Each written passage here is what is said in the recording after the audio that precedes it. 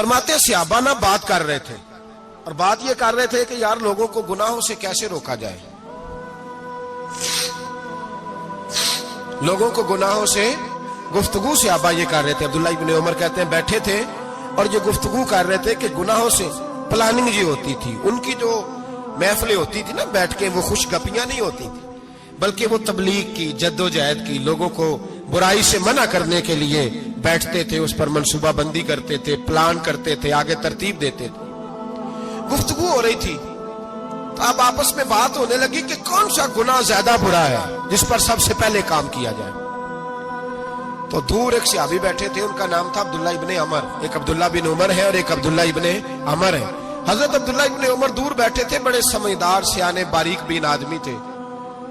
تو حضرت عمر فاروق اپنے بیٹے سے کہنے لگے جا عبداللہ ابن عمر سے پوچھ کے آ کہ سب سے سخت گناہ کون سا ہے۔ توجہ ہے میرے بھائیوں، ادھر دیکھیے گا میری جانب، پوچھ کے آ کہ سخت گناہ کون سا ہے۔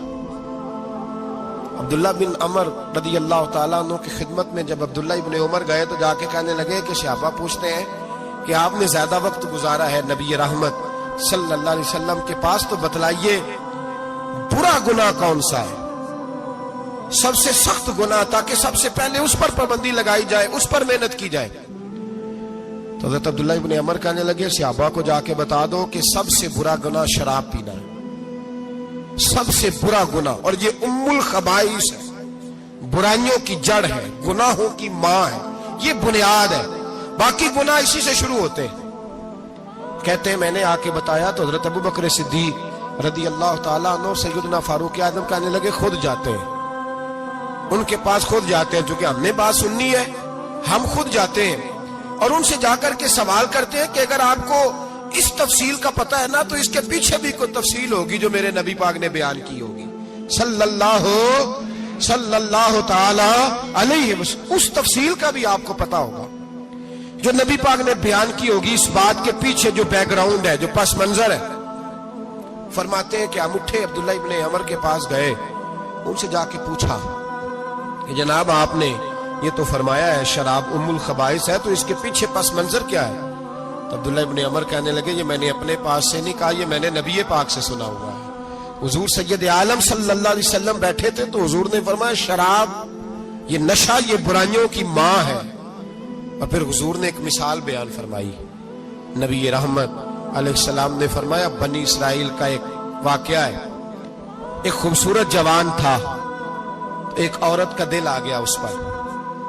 یہ یاد رکھ لیں، ہم لڑکوں کو منع کرتے رہتے ہیں لیکن ہمیں گھر کی بچیوں پر بھی توجہ دینی ہوگی، ہمیں ان کے فون پر بھی نگرانی کرنی ہوگی، ہمیں وہاں بھی غور کرنا ہوگا، اس لیے کہ اگر کوئی بچی گنجائش نہ دے تو میرا خیال ہے کہ لڑکا جرت کرنے کی طاقت نہیں رکھتا۔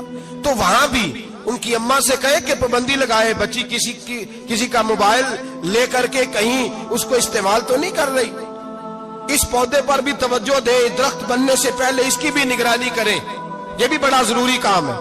عورت کا دل آ گیا تو نبی پاک علیہ الصلوۃ والسلام فرماتے اس نے کوئی بہانہ لگایا، کسی کو کہا کہ اس نوجوان کو بلا کے لاؤ، اس کو کہو کہ ہم نے کوئی گواہی لینی ہے تجھ سے۔ وہ نوجوان آیا، ایک کمرے میں داخل ہوا تو اگلے کمرے میں لے گئے، وہاں داخل ہوا تو اس سے اگلے کمرے میں لے گئی، وہ داخل ہوا تو اسی طرح 7 مکفل کمروں میں لے گئی۔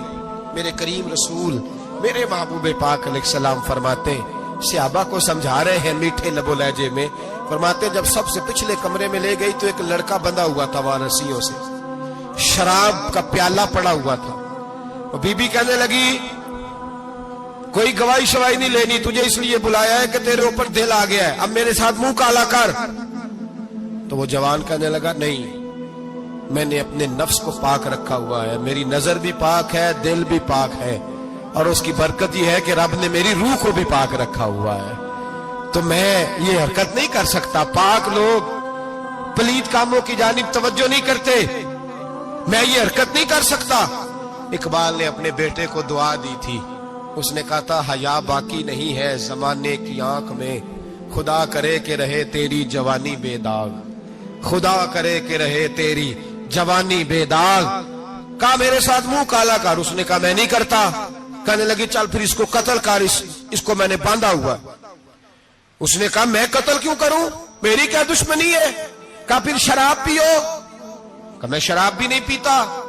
तो कहने लगी अब तो मैंने तुझे अपने चुंगल में फांस लिया है, अब तू यहां से बच के जा नहीं सकता, और अगर तू बाहर जाएगा तो मैं शोर करूंगी, लोग जमा करूंगी, इसने मेरी इज्जत आबरू पे हाथ डाला है, तो तू बच तो नहीं सकता, एक काम तो करना पड़ेगा।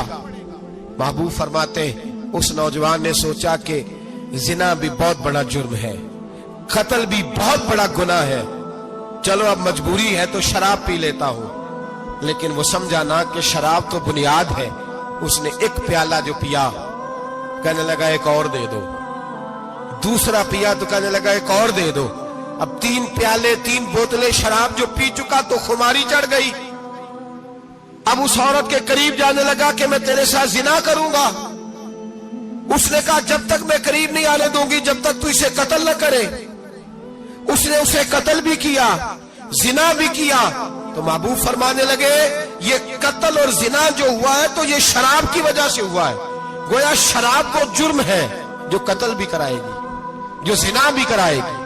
और अगर आप नशई को देखें, अगर आप शराबी को देखें, तो क्या वो डकैतियां नहीं करता फिरता, वो चोरियां नहीं करता, वो अपनी ही माँ का जेवर नहीं बेच आता, वो अपनी ही बहन का पड़ा हुआ जहेज नहीं बेच आता, वो अपने ही घर में डाके नहीं डालता, वो अल्लाह के घर मस्जिद में आकर के चोरी नहीं करता,